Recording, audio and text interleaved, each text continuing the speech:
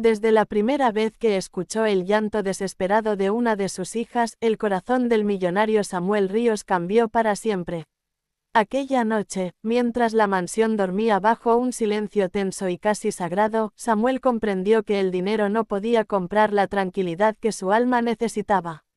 Y aunque él creía que estaba luchando por la vida de sus gemelas, no imaginaba que detrás de toda aquella angustia había una verdad aún más profunda, una que solo una persona en la casa se atrevía finalmente a revelar: la niñera, una joven callada que lo había observado desde las sombras, viendo cómo su vida se desmoronaba sin que él entendiera realmente por qué.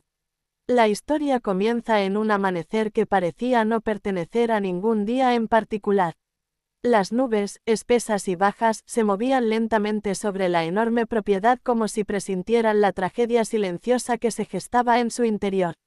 Las gemelas, Ana y Abril, tenían apenas 4 años y eran la razón por la que Samuel seguía respirando después de la muerte de su esposa en un accidente 2 años atrás. Se habían convertido en su motor, en su refugio, en el pedazo de vida que lo mantenía de pie incluso cuando las noches más oscuras lo hacían sentir que la soledad lo devoraba. Pero todo empezó a cambiar cuando una mañana, sin explicación aparente, Abril se desplomó en el comedor mientras desayunaba. No hubo un grito, solo el sonido de la cuchara cayendo sobre el suelo y el silencio que siguió, un silencio tan violento que desgarró a Samuel por dentro. Corrió hacia su hija, la tomó en brazos y la llevó al hospital más cercano. Ese día, su vida se dividiría entre antes y después. Los médicos fueron claros: la niña tenía un problema cardíaco que no había sido detectado antes, un defecto congénito que se había mantenido oculto hasta que su corazón no pudo más. Era grave, muy grave. Necesitaba una cirugía urgente, una que solo un especialista extranjero podía realizar. Y Samuel, un hombre acostumbrado a cerrar tratos millonarios sin pestañear, se enfrentó a la única negociación que genuinamente temía perder, la de la vida de su hija. Puso su fortuna al servicio de la causa. Pagó aviones privados, médicos internacionales, medicamentos experimentales, tratamientos de emergencia. Llenó el hospital de flores, seguridad y tecnología, como si el lujo fuera una especie de escudo contra la muerte. Pero nada parecía ser suficiente. Cada avance era un retroceso, cada esperanza una nueva caída. Ana, la otra gemela, empezó también a presentar síntomas. Mareos, palidez, fatiga. Algo no cuadraba, pero los médicos insistían en que quizá había un componente genético compartido. Samuel estaba demasiado desesperado para cuestionar. Solo seguía pagando, solo seguía firmando cheques, solo seguía dejando que la angustia lo llevara por caminos de culpa y miedo.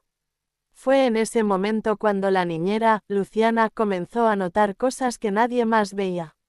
Ella era la única que pasaba suficiente tiempo al lado de las niñas, la única que escuchaba sus susurros, que observaba sus comportamientos, que sentía los fríos repentinos en la habitación, los temblores de las pequeñas manos cuando nadie más estaba cerca. Luciana había llegado a la casa meses antes. Joven, de origen humilde, con una mirada dulce pero marcada por la experiencia prematura de quien ha tenido que aprender a sobrevivir desde muy temprano. Samuel casi no hablaba con ella. La veía como una empleada más, alguien confiable, sí, pero distante. No sabía que sería precisamente ella quien sostendría el hilo que ataba su vida a la verdad. Mientras las gemelas pasaban días enteros en el hospital, Luciana se daba cuenta de algo inquietante: ambas parecían mejorar cuando Samuel no estaba en la habitación.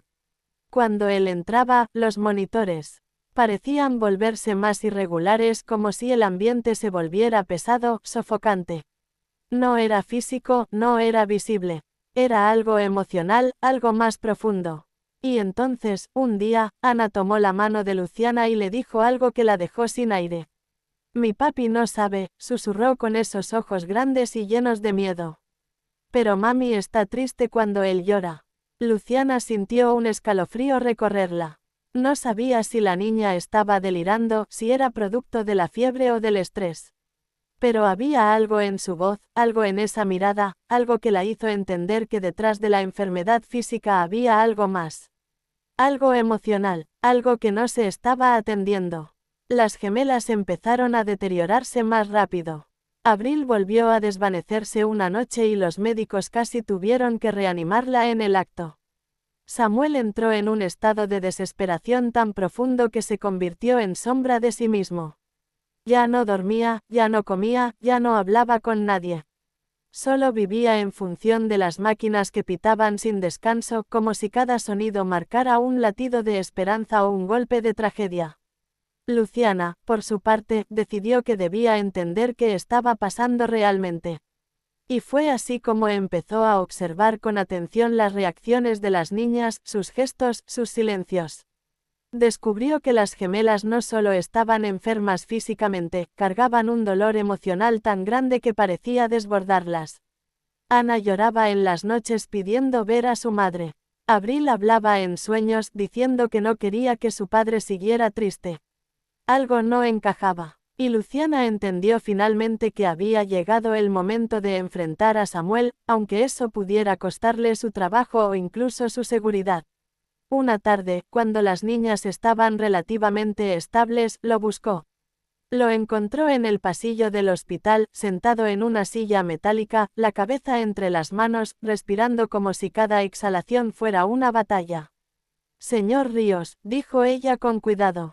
«Necesito hablar con usted». Él levantó la mirada. Sus ojos, normalmente fríos y calculadores, ahora estaban enrojecidos, desgastados. «No ahora», respondió él, casi sin voz. «No puedo». «Es importante», insistió Luciana con una fuerza que no sabía que tenía. «Es sobre las niñas». Samuel se puso de pie de inmediato. Una chispa de miedo encendió su rostro. «¿Les pasó algo?» «No», dijo ella rápidamente.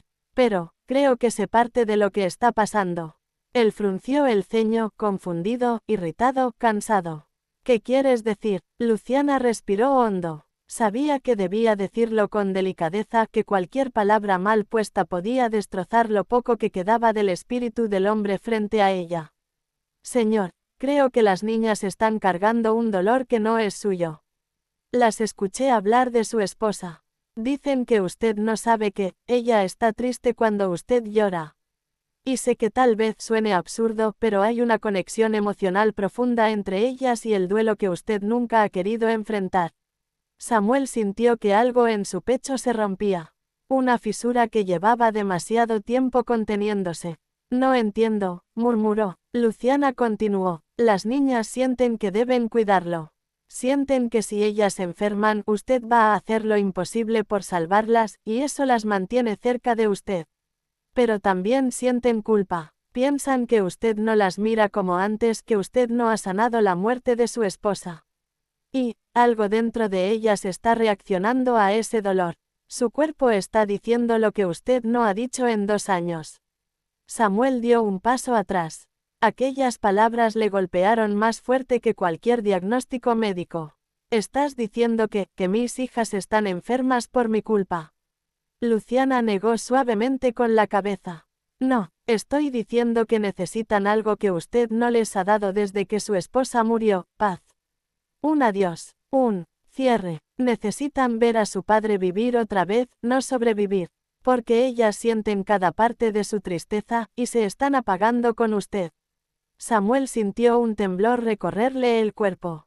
Por primera vez en mucho tiempo, sus emociones salieron sin barreras. Lloró como un niño, como un hombre roto, como un padre que había hecho todo lo correcto por los caminos equivocados. Luciana se acercó y, con el mayor respeto, le dijo: «Usted ha gastado una fortuna para salvarlas. Ha hecho más de lo que cualquier padre haría. Pero quizá lo que más necesitan, no se compra con dinero». Al día siguiente, algo cambió. Samuel pidió estar a solas con sus hijas. Apagó los monitores que no eran esenciales, pidió que retiraran a los médicos por unos minutos, bajó las luces de la habitación y se sentó entre las 2 camitas. Ana y Abril lo miraron con esos ojos que parecían espejos de su propia alma. «Perdonen a papá», dijo él con la voz quebrada. «Perdónenme porque he estado con ustedes, pero no he estado realmente». Las niñas voltearon a verse como si entendieran más de lo que sus años podían explicar. «Extraño mucho a su mamá», confesó Samuel. Y me da miedo seguir adelante sin ella. Me da miedo perderlas a ustedes. Me da miedo sentir, me da miedo todo. Abril se incorporó un poco y tocó su mano. No tengas miedo, papi, susurró. Mami está aquí. Las lágrimas comenzaron a rodar por sus mejillas sin control. Y entonces, como si estuviera arrancando una espina que llevaba demasiado clavada, Samuel les habló de su esposa. Les contó cómo se enamoraron, cómo soñaron con ellas dos, cómo su mamá había sido la luz más grande que jamás había conocido. Y luego, finalmente, les habló de su muerte, algo que nunca había podido hacer sin esquivarlo. Mientras hablaba, algo en el aire parecía aligerarse. Las niñas respiraban más tranquilo. Los monitores mostraban ritmos más estables. Y por primera vez en semanas, Samuel sintió que estaba haciendo lo correcto. A partir de ese día, las gemelas empezaron a mejorar. No de inmediato, no milagrosamente, pero sí de forma progresiva. Los médicos estaban sorprendidos. La cirugía que antes parecía urgente se volvió menos crítica.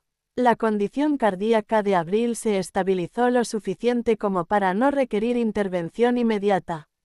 Ana recuperó color, energía, alegría. Luciana lo vio todo desde la distancia. Nunca buscó reconocimiento, nunca buscó protagonismo. Solo quería que la verdad saliera a la luz, aunque esa verdad no estuviera hecha de datos médicos ni diagnósticos, sino de emociones reprimidas. Con el paso de las semanas, las niñas regresaron a casa. La mansión, antes silenciosa y fría, volvió a llenarse de risas, de pasos pequeños corriendo por los pasillos, de dibujos en las paredes y juguetes desordenados. Samuel, por su parte, renació. Empezó terapia, volvió a sonreír, volvió a vivir. Y un día, en un gesto que nadie esperaba, llamó a Luciana a su despacho. No sé cómo agradecerte lo que hiciste por mis hijas, dijo él con sinceridad. Por mí, salvaste nuestras vidas de una manera en la que ningún médico pudo hacerlo. Luciana sonrió, humilde, como siempre. Solo hice lo que ellas necesitaban, respondió. Quiero ofrecerte algo más que un trabajo, continuó Samuel. Quiero que seas parte de esta familia. Lo que hiciste, nadie lo hace sin amor. Luciana bajó la mirada, conmovida, y aceptó quedarse como parte del hogar, ya no solo como niñera, sino como alguien esencial en la vida de las gemelas. Con el tiempo, la casa se convirtió en un lugar lleno de esperanza.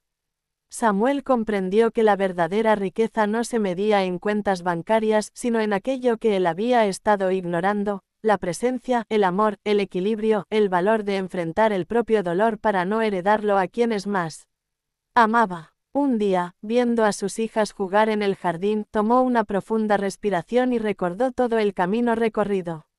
Y entendió que aunque había gastado una fortuna para salvarlas, lo que realmente las curó fue algo que había tenido todo el tiempo dentro de sí, la capacidad de sanar sus propias heridas. La historia terminó no con un gran evento, sino con una promesa silenciosa. La promesa de un padre que finalmente había aprendido a vivir sin miedo. De unas niñas que habían recuperado su luz.